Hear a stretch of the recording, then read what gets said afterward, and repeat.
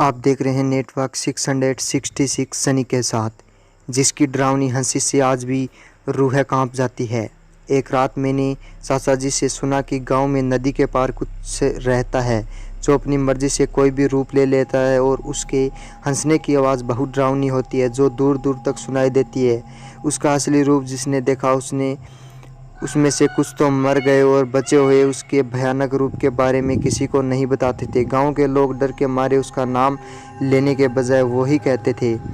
खैर, उस रात मैंने ये सारी बात अपने दोस्तों को बताई और साथ चलने को बोला। कुछ तो डर गए और कुछ मेरे साथ चलने को तैयार हो गए। अब हम 4 दोस्त में बिट्टू, पवन और अशोक नदी की तरफ चल पड़े। हम खेतों में से जा रहे थे और आसपास हमारे कोई नहीं था। फिर हम नदी के ऊपर बने पुल से नदी पार करके बंजर जगह पर पहुंच गए जहां बहुत से आम के पौधे थे जिसके ऊपर आम जैसे फल लगे होते हैं, जिसके अंदर रुई जैसा कुछ होता है। हमें बाद में पता चला कि रात को उस पर थूकने से वो पीछे पड़ जाता है। पवन ने आम समझकर उसे खा लिया और कड़वा होने की वजह से वही पीछे पर थूक दिया।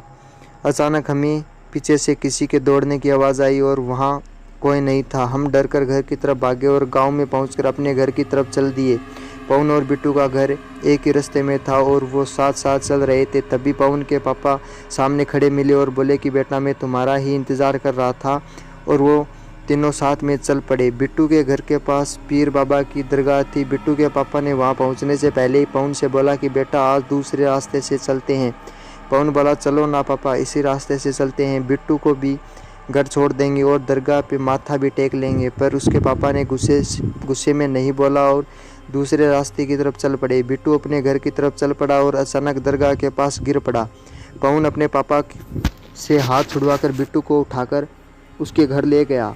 उसने पीछे मुड़कर भी नहीं देखा। जब वो दोनों बिट्टू के घर पहुँचे तो उनके ये देखकर होश उड़ गए कि बिट्टू और पवन दोनों के पापा बातें कर रहे थे। पवन को देखकर वो बोले, कहाँ खेलने गए थे बेटा, इतना टाइम हो गया। पवन घबराकर बाहर की तरफ दौड़ा और उसे दूर दूर तक कोई नज़र नहीं आया और अचानक एक डरावनी हंसी की आवाज़ सुनाई दी और सब शांत हो गया। उसके बाद ये सारी बात उसने मुझे बताई और आज तक वह वहाँ नहीं गए। इस घटना को कई साल बीत गए लेकिन पवन आज भी इस डरावनी हंसी को नहीं भूल पाया है। तो दोस्तों, ये थी आज की हमारी कहानी, जिसकी डरावनी हंसी से आज भी रूहें कांप जाती है।